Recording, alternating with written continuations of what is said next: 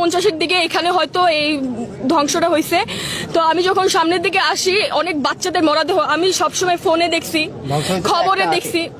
আমি কখনো কল্পনা করি না যে চোখের সামনে আমাকে এইগুলো দেখতে হবে। দেখতেছিলাম বাচ্চারা নিজের শরীর চামড়া পুড়ে যাচ্ছে, সে অবস্থায় হাঁটতেছে, জানের ভিক্ষা করতেছে, আমাকে কেউ বাঁচাও বাঁচাও। আপনারা কেউ বলতে পারবেন বড়রা যখন মারা যায়, হ্যাঁ ওইটা একটু হলেও কম কষ্ট লাগে, কিন্তু ছোট ছোট যে বাচ্চারা মারা গেছে।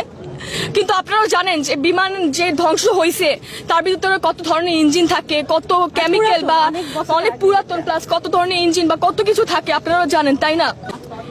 এইটা যে ধ্বংস হয়েছে এখানে পড়ছে, এটা স্বাভাবিক ছিল না। এইটা চারদিকে ছড়ে পড়ছে। সেই মুহূর্তে স্টুডেন্টদের ছুটি ছিল, তারা বাসা যাচ্ছিল। এই যে আমাদের যে রাস্তাটা দেখতে। প্রিয় দেশবাসী, আমাকে ক্ষমা করুন, আমি শিশুদের বাঁচাতে পারিনি।